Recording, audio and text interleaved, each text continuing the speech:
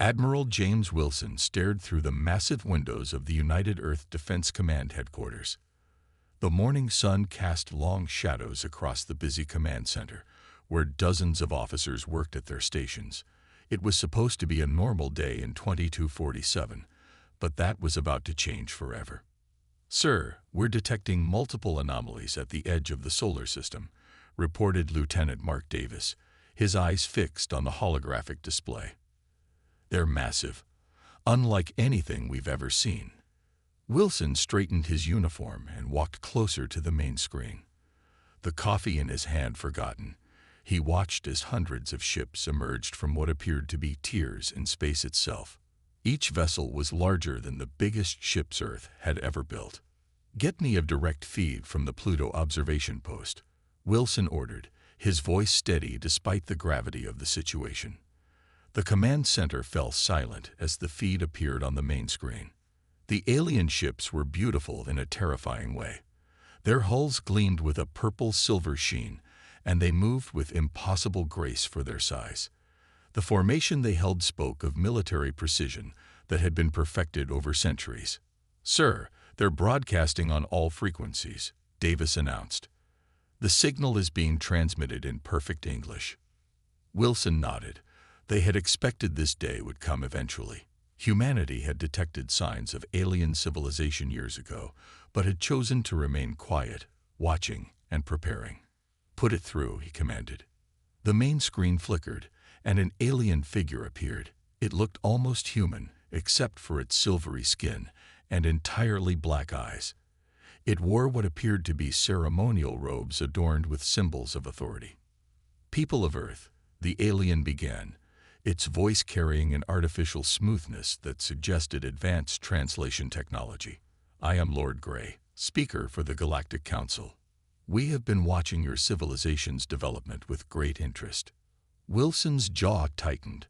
The way Lord Grey said "great interest" made it sound like they were observing insects in a jar. "Your species has shown remarkable progress," Lord Grey continued. "As such, the Council has deemed Earth worthy of joining our galactic community.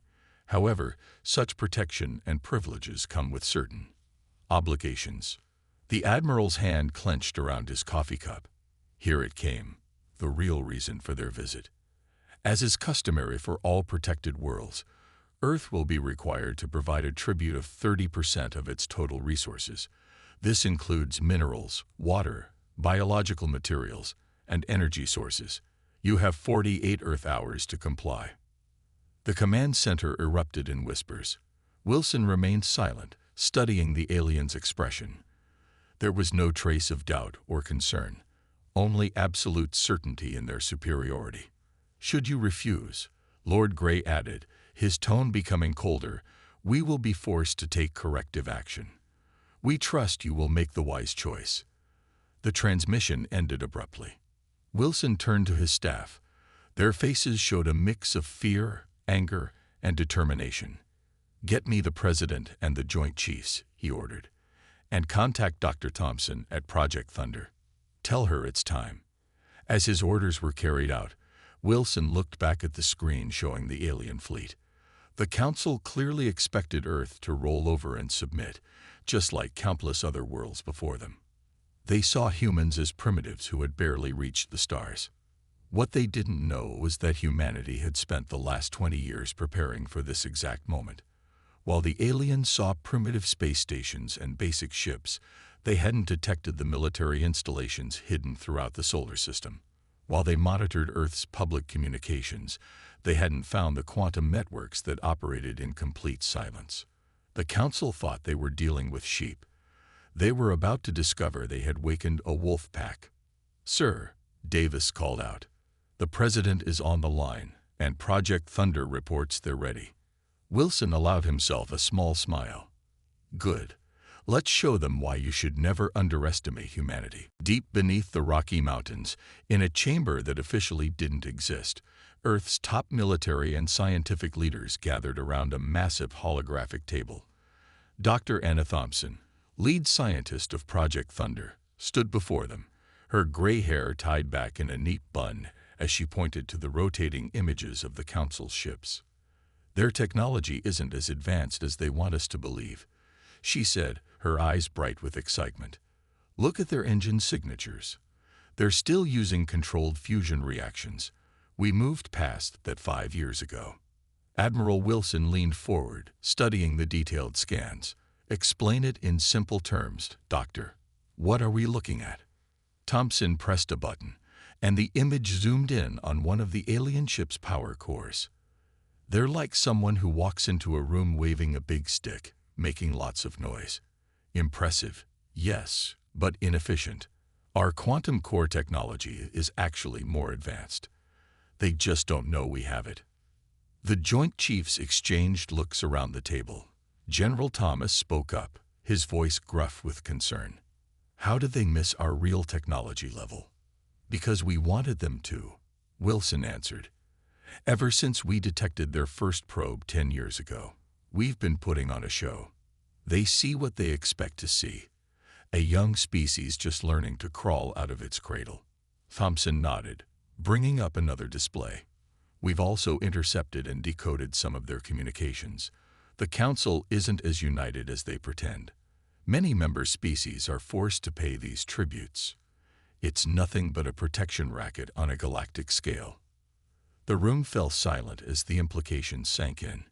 Humanity wasn't being invited into a peaceful federation. They were being strong-armed by space gangsters. Tell them about the weakness you found, Wilson prompted. Thompson's face lit up with a fierce smile. Their shields are designed to stop kinetic weapons and energy beams, but they have no defense against our quantum-linked EMP weapons. They don't even believe such technology is possible. She pulled up another diagram, showing the complex web of energy fields protecting the Council ships. It's like they built the strongest front door possible, but left their back window wide open. One hit from our EMP weapons will shut down their entire power grid. The president, who had been quietly listening, finally spoke. What are our chances if this turns into a fight?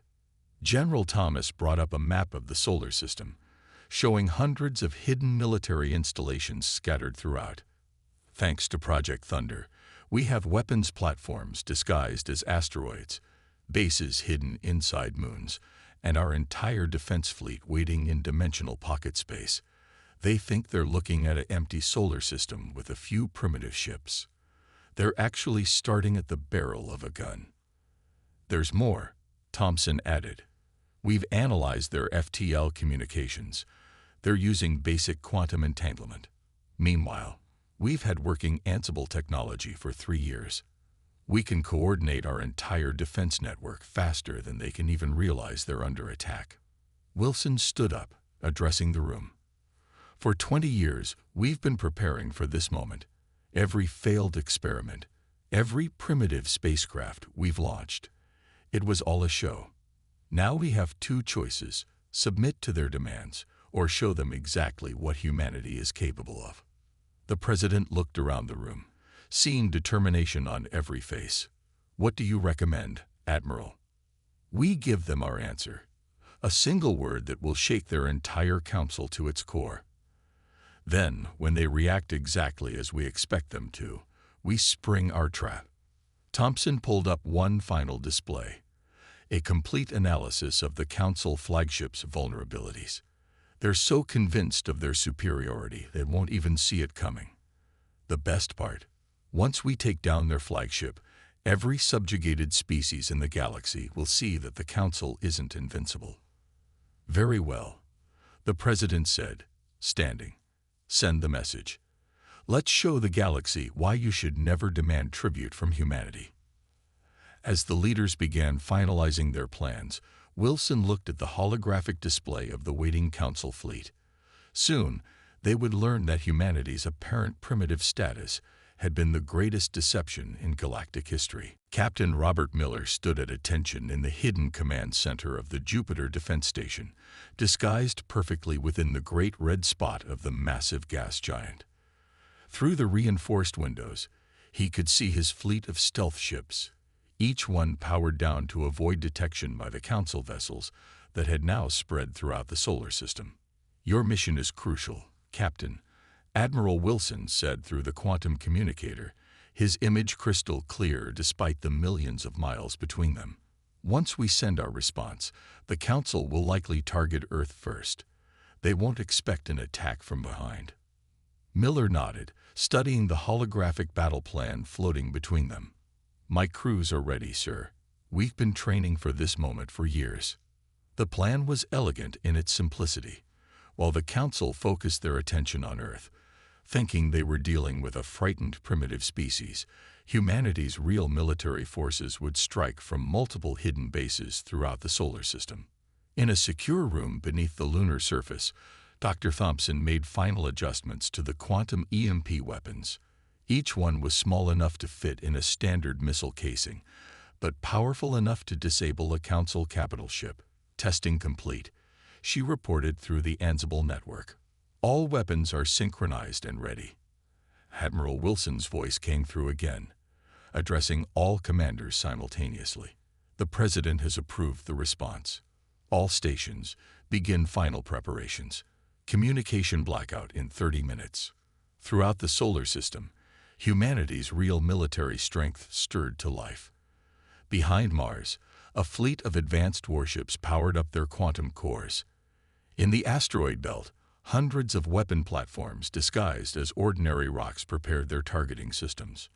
Near Mercury, solar collectors the Council had dismissed as primitive power stations revealed their true nature as energy weapon arrays. Remember, Wilson continued, timing is everything. The Council thinks they're dealing with a disorganized planet that barely has spaceflight. Each of you knows your role. When they move against Earth, they'll follow their standard invasion pattern. That's when we hit them from all sides. Miller walked through his ship, the Shadow of Terra, checking on his crew. Every man and woman knew what was at stake. They had trained countless hours for this mission, all while keeping up the pretense of being simple miners and traders whenever Council observation ships passed by. Status report, he called out as he entered the bridge. His second-in-command, Lieutenant Jane Cooper, looked up from her station. All systems nominal, Captain. Quantum core is hot but contained. Council sensors still show us as nothing more than background radiation from Jupiter. In the Mars defense ring, General Thomas supervised the loading of the EMP weapons onto their delivery platforms. Targeting systems synchronized, he reported through the Ansible. Ready to launch on command. Back on Earth, Wilson stood before the Global Defense Council. The pieces are in place, he announced. Our response is ready to transmit. The moment we send it, we'll have approximately 10 minutes before the Council ships begin their attack pattern. The President rose from her seat. 20 years of preparation comes down to this moment. Our ancestors faced armies that thought superior technology and numbers guaranteed victory. They learned that humanity's greatest strength isn't in our weapons, but in our determination and creativity. She looked around the room, meeting each person's eyes. The Council thinks they're dealing with sheep. Let's show them what happens when you corner wolves. Miller took his command chair on the Shadow of Terra, running through the final checklist. His crew worked with quiet efficiency, each person knowing their role in the coming battle. Through the ship's quantum sensors, he could see the Council fleet spreading out, still completely unaware of the trap they were walking into. All stations report ready, Lieutenant Cooper announced. Miller nodded, his hand resting on the quantum drive controls. Now we wait for the word. Throughout the solar system, humanity's hidden forces waited in perfect silence. Years of deception, of playing the primitive species, had led to this moment. In the next few hours, the galaxy would learn a valuable lesson about underestimating Earth.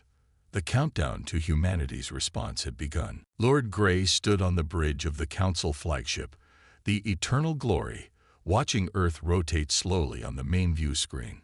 His silver skin reflected the soft purple lights of the command center as he waited for the primitives to submit, just as hundreds of species had done before them. Sir, his communication officer reported, we're receiving a transmission from Earth. Put it on display, Lord Grey ordered, adjusting his ceremonial robes. He expected to see a frightened human leader begging for more time or offering immediate surrender. Instead, A single word appeared on the screen. No. For several moments, complete silence filled the bridge. Lord Grey blinked his black eyes slowly, wondering if there had been some error in translation. "Request. Clarification," he ordered, his artificial calm slipping slightly. The response came back instantly. Again, just one word. "No." Lord Grey's silver skin darkened with rage. In 10,000 years of Council history, no species had ever dared to respond so boldly, so disrespectfully, to a Council demand. "Launch the first wave," he commanded. "Target their largest cities. Show them the price of defiance." On Earth, Admiral Wilson watched the Council fleet's movements on the holographic display. Everything was proceeding exactly as their behavioral analysts had predicted. "They're following the standard intimidation pattern," Lieutenant Davis reported. "First wave moving into position for orbital strikes." Wilson activated the Ansible network. "All commands. Execute Phase 1. Let's show them what a real fight looks like." In the Jupiter Defense Station, Captain Miller's fleet powered up their quantum drives. "Shadow Squadron, launch on my mark," he ordered. His crews had waited years for this moment. On the Council flagship, alarms suddenly blared. "My lord," the sensor officer shouted, "we're detecting energy signatures everywhere. They're coming from the moons, the asteroids, even the gas giants." Lord Grey leaned forward, his composure cracking as hundreds of ships seemed to materialize from nowhere. "Impossible. Their technology level. Multiple weapons locked on our position," the tactical officer reported, panic in his voice. "These readings, they can't be right. The humans shouldn't have this level of technology." In lunar orbit, Dr. Thompson watched her monitors as the quantum EMP weapons powered up. "First wave of EMPs ready," she reported through the Ansible. "Targeting solutions confirmed." Lord Grey rapidly issued orders as his first wave of ships moved to attack positions. "Launch fighters. Show these primitives the might of the Council fleet." But as his ships prepared to fire, something strange happened. The seemingly primitive Earth defense satellites they had ignored suddenly revealed their true nature. Panels slid away, exposing advanced weapon systems. "My lord," his tactical officer shouted, "the humans. They're everywhere. Their ships are decloaking behind us, in the asteroid belt, behind their moons." On the Shadow of Terra, Captain Miller gave the order they'd all been waiting for. "All ships, weapons free. Show them what humanity's been hiding." The first quantum EMP burst hit the Council's front line of ships. Their shields, designed to stop kinetic and energy weapons, did nothing against this unknown technology. Ship after ship went dark, their mighty engines falling silent. Lord Grey watched in horror as his carefully planned display of force turned into chaos. "How?" he demanded. "They were primitive. We watched them. Their ships, their technology." Admiral Wilson allowed himself a small smile as he watched the Council fleet's formation break apart. "Send the second message," he ordered. Across all frequencies, in every Council language, a new transmission appeared. "Did you really think we'd show you everything we could do? Humanity has been watching you for the past 20 years. Now, let's negotiate, as equals." In the Council flagship, Lord Grey sank into his command chair, watching as more ships appeared from hidden bases across the solar system. In their arrogance, they had walked straight into humanity's trap. The age of Council intimidation was about to end. Project Thunder revealed its true power in the cold darkness of space. Dr. Thompson's quantum EMP weapons danced between Council ships like silent lightning, leaving dead hulks in their wake. From her command post on the moon, she watched her life's work tear through the supposedly invincible Council fleet. "EMP coverage at 60%, she reported through the Ansible network. "Their shields are useless against our weapons. They never even considered this technology possible." In the Jupiter sector, Captain Miller led the Shadow Squadron straight through the Council's defensive line. His ships, previously hidden in Jupiter's storms, now showed their true capabilities. "Target their engines," Miller ordered, Watching this, his fleet moved with practiced precision. Don't destroy them unless you have to. We want prisoners, not martyrs. The Council ships tried to respond, but their formation was broken. Years of easy victories had made them soft. They had forgotten how to fight an enemy that could actually fight back. On the Eternal Glory, Lord Grey frantically tried to restore order. Launch all fighters. He commanded. Contact the secondary fleet. We need reinforcements. His communication officer turned with a pale face. Sir, we can't. The humans, they're blocking all our quantum channels. Somehow they're moving faster than our FTL communications. Impossible. Lord Grey slammed his fist on his command chair. They were primitives. We watched them develop. Their technology was decades behind us. Admiral Wilson's voice cut through all Council communications. You watched what we wanted you to watch. Every failed launch, every primitive satellite, every basic space station. It was all a show. Welcome to the real Earth Defense Force. Around Mars, General Thomas unleashed the next phase. Hundreds of weapons platforms, disguised as simple asteroids, revealed themselves. Energy beams lanced out with surgical precision, targeting the Council ships' weapon systems. Multiple Council vessels disabled, Thomas reported. Their formations are breaking. They're starting to panic. The Council's mighty fleet, which had terrorized countless civilizations, was being systematically taken apart by the very primitives they had come to subjugate. Dr. Thompson's voice came through the Ansible.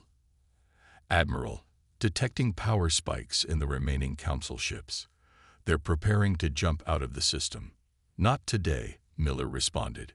His Shadow Squadron moved into position, activating their quantum field generators. Space itself seemed to thicken around the Council fleet, trapping them in normal space. What is this?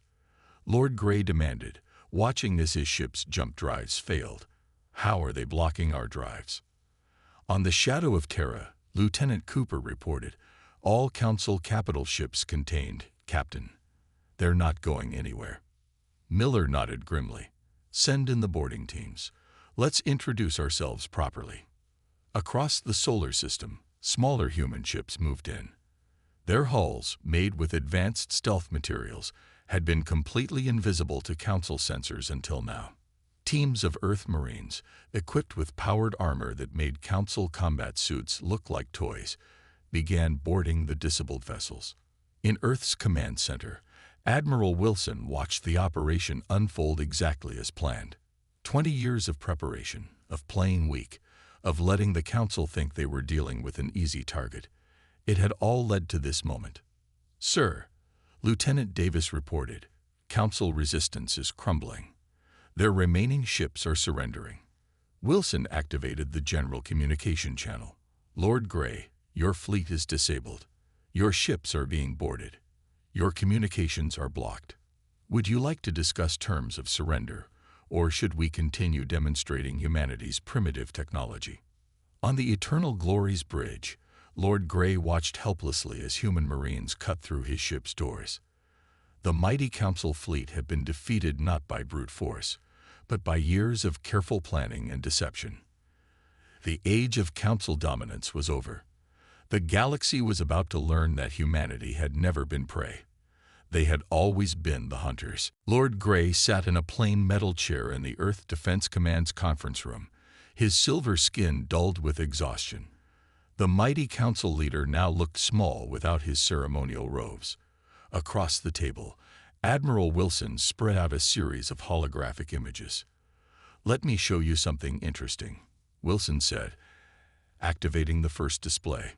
This is your secret Council meeting from 3 years ago, where you planned the tribute demands for the next 10 systems. Lord Grey's black eyes widened. That's impossible.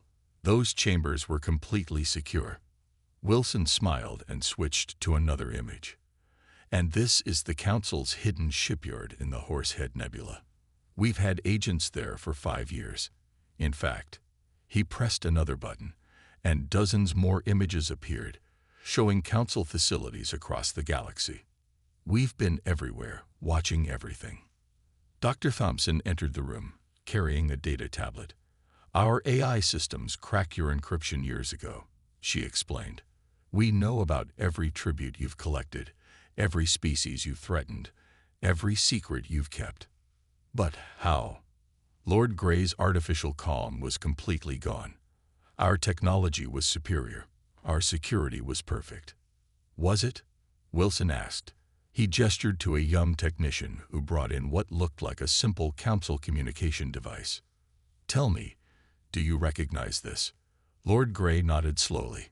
"Standard council communication unit. Every ship carries them."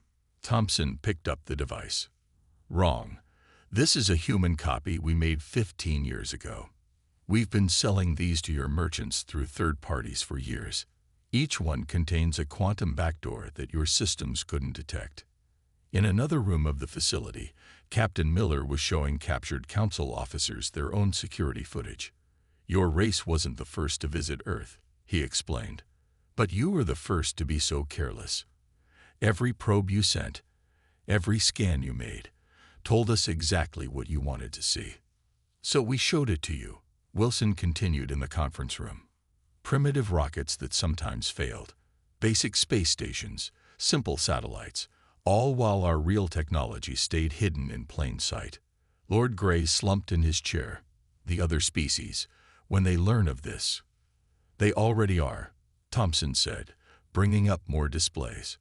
"Right now, our quantum network is broadcasting the truth to every species in council space. The footage of your fleet's defeat is being seen on every planet you've ever extorted. On thousands of worlds across the galaxy, oppressed species watched in amazement as the mighty council fleet was systematically taken apart by the primitives they had tried to bully. Your entire empire," Wilson explained, "was built on fear and the illusion of overwhelming power. We just had to show everyone that you could be beaten." In the ship hangars, human engineers were already studying the captured council vessels. "Their technology isn't bad," Thompson noted, "just predictable. They stopped innovating centuries ago because no one ever challenged them." Lord Grey finally asked the question that had been haunting him. "Why show us all this? Why not just destroy our fleet and be done with it?" Wilson leaned forward. "Because we're not like you. We don't want to rule through fear. What we want is to help build something better." He activated one final display, showing plans for a new galactic alliance. "The Council's time is over, but instead of replacing one empire with another, we're offering a genuine partnership, equal representation, shared technology, mutual defense." "And if we refuse?" Lord Grey asked quietly. "Then we release all the evidence of your crimes to every species in the galaxy," Thompson replied. "Every secret deal, every threatened civilization, every hidden tribute. Your choice." In that moment, Lord Grey understood the true depth of humanity's victory. They hadn't just defeated the Council's fleet. They had completely outmaneuvered their entire civilization. The age of humanity had begun, not with a show of force, but with years of patient planning and a single word. 6 months after the Council fleet's defeat, the solar system looked very different. Earth's hidden military installations now operated in plain sight, and ships from dozens of alien species filled the space lanes between planets. The Great Deception was over, and humanity had stepped fully into the galactic community, on their own terms. Admiral Wilson stood in the newly constructed Galactic Assembly on Mars, watching representatives from former Council worlds file into the chamber. The circular room had been designed to show that all species were equal here. No high seats, no special platforms, just a simple gathering of equals. "Quite a change from the Council chambers, isn't it?" Dr. Thompson said, joining him at the observation window. Her quantum EMP technology had already been shared with several trusted species, helping them defend their own worlds. "The Council never imagined their demand for tribute would lead to this," Wilson replied, watching as more delegates arrived. "They thought they were dealing with one primitive world. Instead, they united the galaxy against them." Captain Miller arrived with a group of alien military officers. His Shadow Squadron had spent the last months helping former Council worlds establish their own defense forces. "The training programs are going well," he reported.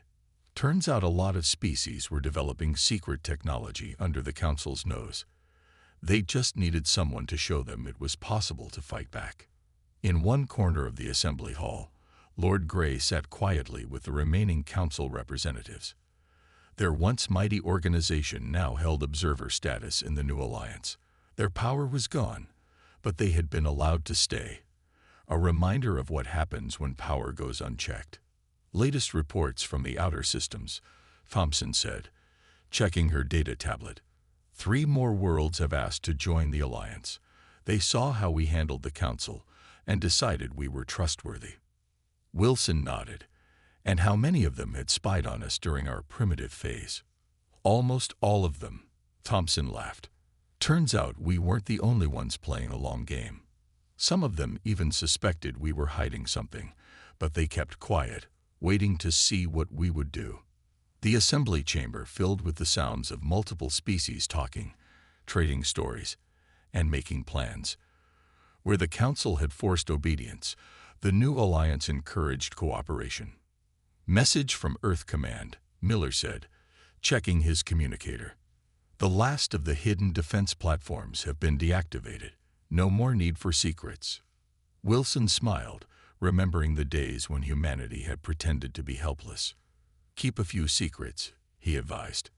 "Just because we're friends doesn't mean we need to show everything." The chamber quieted as the Earth President took the podium. "Representatives of the free worlds," she began. 6 months ago, humanity said no to tyranny. Today, we say yes to a new beginning." She gestured to the gathered delegates. The Council thought demanding tribute would strengthen their power. Instead, it led to their downfall and brought us all together. "They taught us all an important lesson. True strength isn't about having the biggest fleet or the most advanced weapons. It's about having the wisdom to know when to stand together." In the observation deck, Wilson, Thompson, and Miller watched as the new alliance took shape. The Council's tribute demand had been meant to subjugate Earth. Instead, it had sparked a revolution that changed the galaxy. "You know what the funny part is," Thompson said quietly. "If they had just come in peace, we would have shared our technology willingly." Wilson nodded. "That's the difference between us and them. They saw the galaxy as something to control. We see it as something to explore together."